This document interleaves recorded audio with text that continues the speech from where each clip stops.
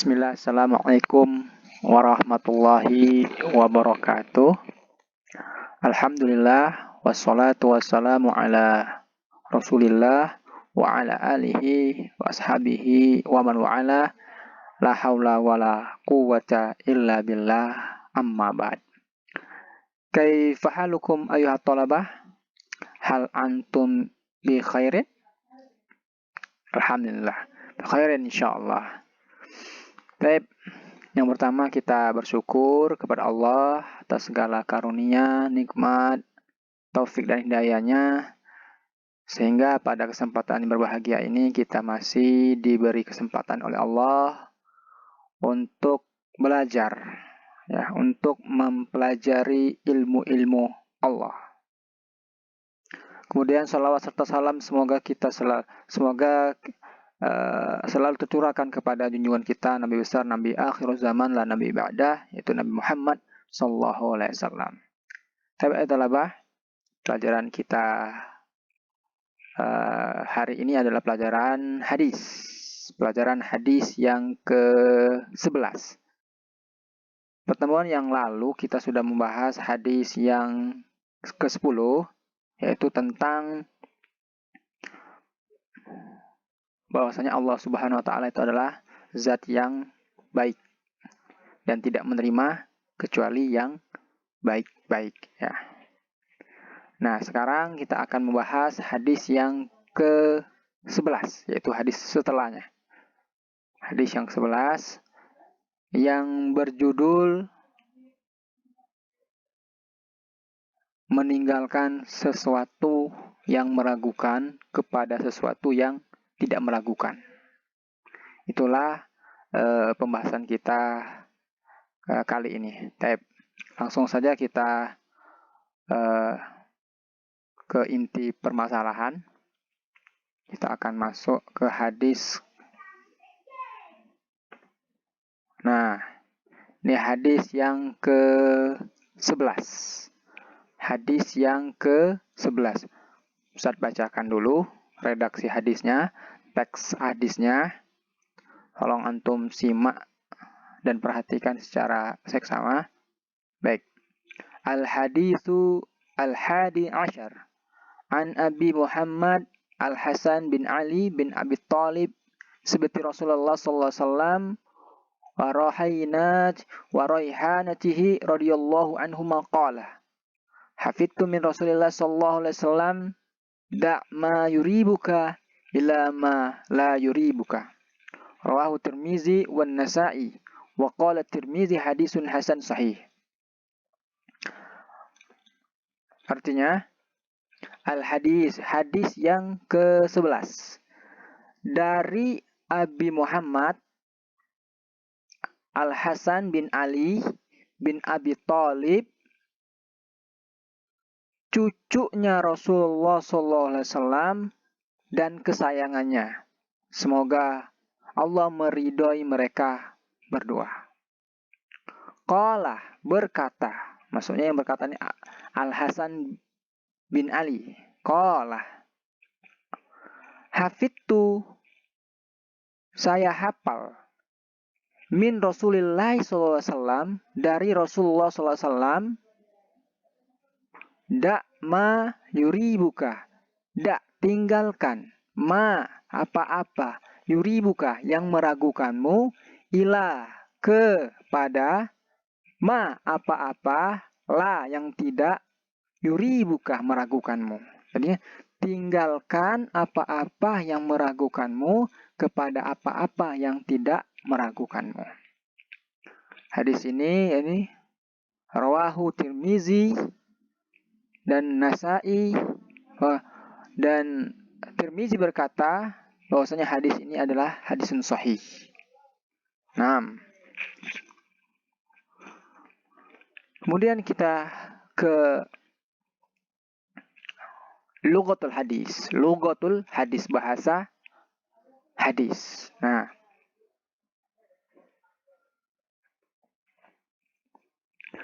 bahasa hadis adalah bahasa yang terdapat di redaksi hadis ini. Bahasa yang terdapat di teks hadis ini. Yang pertama adalah al-kalimah. Sibtu Rasulullah sallallahu alaihi wasallam.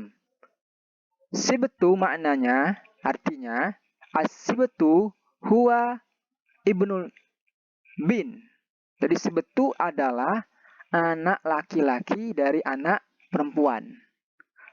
Alias cucu laki-laki dari anak perempuan. Amma al-ibn, ammal ibnu ibn fayusamma hafid. Adapun anak laki-laki dari anak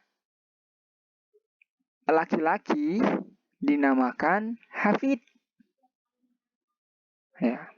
Maksudnya adalah anak atau cucu laki-laki dari anak laki-laki dinamakan hafid. Paham ya? Jadi as-sibtu, contoh misalnya, as-sibtu, kita mempunyai anak perempuan. Anak perempuan kita punya anak laki-laki, itu namanya sibtu. Kemudian al-hafid atau hafidun, kita misalnya punya anak laki-laki. Anak laki-laki kita punya anak laki-laki lagi, itu namanya hafid. Atau cucu dari anak laki-laki, itu namanya hafid. Kalau cucu dari cucu laki-laki dari anak perempuan, itu namanya as-sibtu. Ya. Terus selanjutnya, berikutnya ada raihanati. Maknanya atau artinya, hiya zahratu at-tayyibatu raihah. Jadi raihanati adalah bunga yang indah, yang bagus. Thayyibatu raihah, yang harum, yang aromanya baik. Nah, itu ya. Jadi raihanati secara bahasa adalah kembang yang bagus dan aromanya juga enak. Itu aroma juga bagus. Baik. Kita kembali ke hadis ya, ke hadis tadi. Bahwasannya hadis ini adalah dari Abi Muhammad. Dari Abi Muhammad. Ingat ya, Abi Muhammad. Abi Muhammad. Siapa Abi Muhammad? Yaitu Al-Hasan bin Ali. Siapa Al-Hasan bin Ali? Yaitu anaknya Abi Thalib dan cucunya Rasulullah.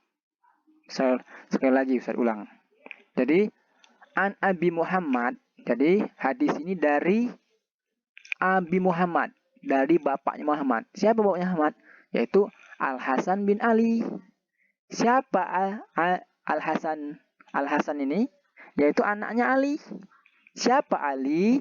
Ali adalah anaknya Abi Thalib. Dan sibtu Rasulullah, dan Al-Hasan ini adalah cucunya Rasulullah. Warohainati, dan kesayangannya. Ya.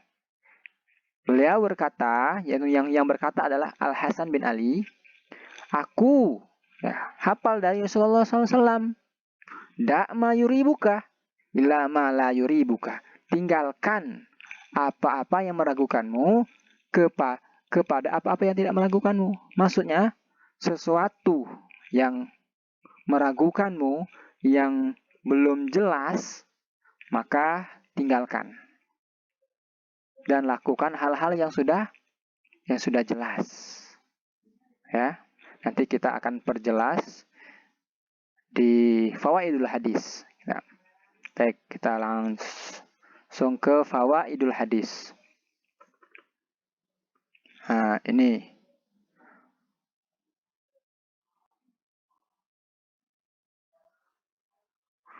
Nah, fawaidu mustanbatatu minal hadis al-hadil ashar. Yang satu ya. Faedah yang kita bisa ambil dari hadis ini, hadis yang sebelah sini, yang pertama adalah ahamiyatul al-bu'di. Itu pentingnya menjauhi an syubhati, dari perkara-perkara yang subhat atau perkara yang belum jelas, ila wadihat, itu kepada perkara yang sudah jelas. Ya, wahada huwa wara, dan ini adalah bentuk kehati-hatian. Ya, sekali lagi saya ulangi. Jadi faedah yang bisa kita ambil dari hadis ini adalah yang pertama, pentingnya ya menjauhi suatu perkara yang subhat, yang belum jelas, ya, kepada perkara yang jelas. Dan inilah bentuk kehati-hatian. Artinya kita dianjurkan untuk menjauhi perkara yang belum jelas. Tetapi kita dianjurkan untuk melakukan sesuatu yang sudah jelas. Ya, contoh misalnya, contoh seperti apa itu contohnya? Ketika ya kita dalam keadaan sudah berwudu sebelumnya, kemudian kita merasa ragu apakah kita sudah batal atau belum, padahal sebelumnya kita sudah berwudu. Nah, yang meragu-ragukan di sini adalah kita sudah batal atau belum dalam berwudu. Yang sudah jelas sebelumnya kita sudah berwudu. Maka di sini Nabi SAW memerintahkan tinggalkan yang meragu-ragukan dan ambil sesuatu yang sudah jelas. Apa itu yang sesuatu yang meragu-ragukan? Yaitu kita merasa batal atau belum, itu meragu-ragukan, maka tinggalkan. Yang sudah jelas kita sudah berwudu sebelumnya. Nah ini. Atau misalnya juga perkara-perkara yang lain ya. Misalnya kita belum tahu ini hukumnya haram atau halal. Nah, sebaiknya karena kita belum tahu, baik tinggalkan itu yang meragukan. Ini hukumnya halal atau haram.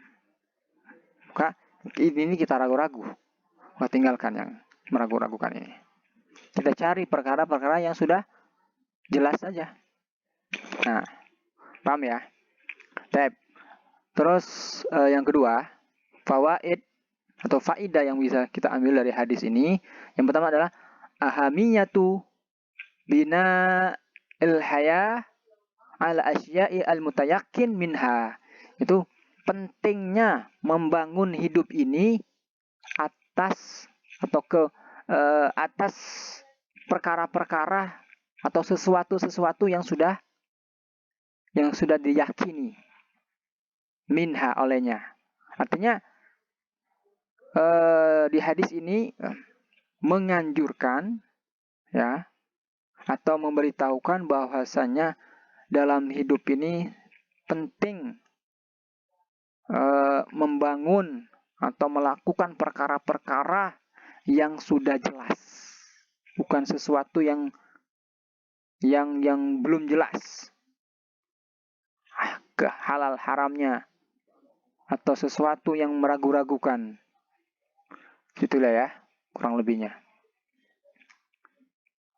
Jadi pentingnya membangun hidup atas sesuatu yang sudah diyakini, yang sudah yakin, bukan ragu-ragu. Kemudian yang berikutnya, nah, qaidah al-qawaidu mustanbatatu minal hadis al-hadil asyar. Jadi kaidah-kaidah yang bisa diambil dari hadis 11 ini, yang pertama qaidatu fil hayah, yaitu kaidah dalam hidup. Kaidah dalam hidup apa itu? Ini al-bina'u al-wadihat, yaitu membangun ya hidup, membangun hidup ini kepada sesuatu yang sudah jelas. Artinya kita melakukan suatu perkara yang sudah jelas. Bukannya la alal mustabihat. tidak ke perkara yang belum jelas, yang subhat. Ya. Wa hadza fi badlil khair. Dan ini memberikan kebaikan. Maksudnya kalau kita melakukan suatu perkara yang sudah jelas, ini memberikan kebaikan. Fid dakwah, dalam masalah dakwah. Fil hayati zaujiyah, begitu juga dalam hubungan pernikahan. Fil ibadah, dalam ibadah. Wa fi kulli syai'in, dan setiap sesuatu. Kun wadihan, jadilah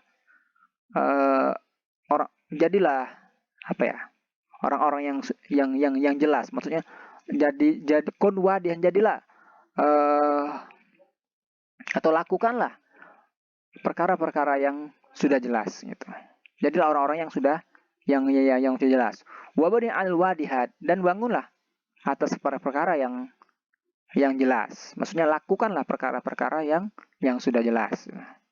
Di sini ada contoh. Masalan, syakhsun barakallahu lahu fi tadris al-halaqat. Jadi seseorang yang Allah berikan, atau seseorang yang Allah berkahi dalam mengajar di suatu halaqat atau di halakoh-halakoh, wa nafa'a bihi, dan dia memberikan suatu manfaat, wakila lahu, dan dikatakan kepada dia, ta'ala, kemari, istagil ma'na, ya bergabung sama kami, sibuk bersama kami, fi maktabi dakwah al-an, dalam urusan dakwah sekarang. Al-mutayakin, ya, nafa'ahu wujudahu. Al-mutayakin, yang sudah diyakini, sudah jelas, nafa'ahu.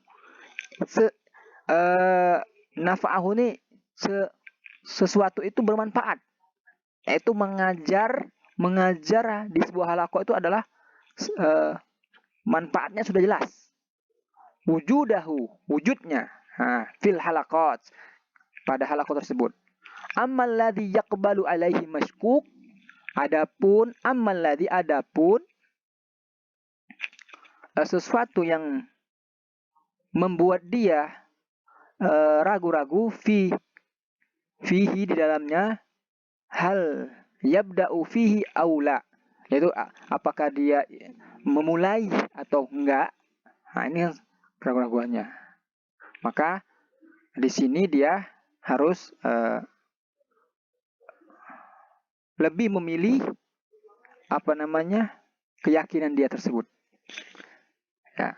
Jadi bentuk keraguan-raguan dia di sini adalah apakah dia ikut bergabung atau tidak. Itu kan keraguan-raguan dia. Sedangkan sesuatu yang sudah yakin di sini adalah dia akan memberikan manfaat di dalam pengajaran atau di dalam mengajar di suatu halaqah tersebut. Maka seharusnya dia mengikuti sesuatu yang sudah jelas. Apa itu? Yaitu mengajar. Kan, mengajar dan ikut bergabung dan ikut sibuk di dalam urusan dakwah. Nah, ini urusan dakwah. Maka di sini tinggalkannya ragu-ragu dan lakukan yang sudah jelas. Contoh lain. Misalun akhor, contoh lain. Rajulun, seorang laki-laki, tawaddo'a, telah berwudu. Summa syakka, kemudian syakka, ragu-ragu.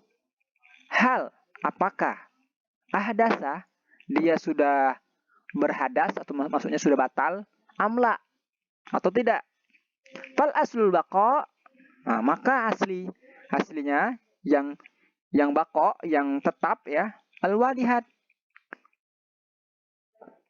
yaitu perkara yang sudah jelas. Maksudnya di sini, maka aslinya baqa yang tetap, al-wadihat yang sudah jelas. Nah, apa yang sudah yang asli, yang sudah tetap dan yang sudah jelas di sini, yaitu dia sebelumnya sudah berwudu, tetapi dia ragu apakah dia sudah batal atau belum. Maka yang Ambil di sini adalah dia belum batal. Walaupun sebenarnya ya dia sudah batal. Walaupun padahal dia ragu misalnya. Ragu dia antara batal dan tidak. Maka dia di sini memilih belum batal. Walaupun kenyataan dia sudah batal. Nah, itu ya. Tanyakan saja nanti kalau ada yang belum jelas ya. Mungkin itu yang bisa saya sampaikan. Wallahu a'lam bishawab. Assalamualaikum warahmatullahi wabarakatuh.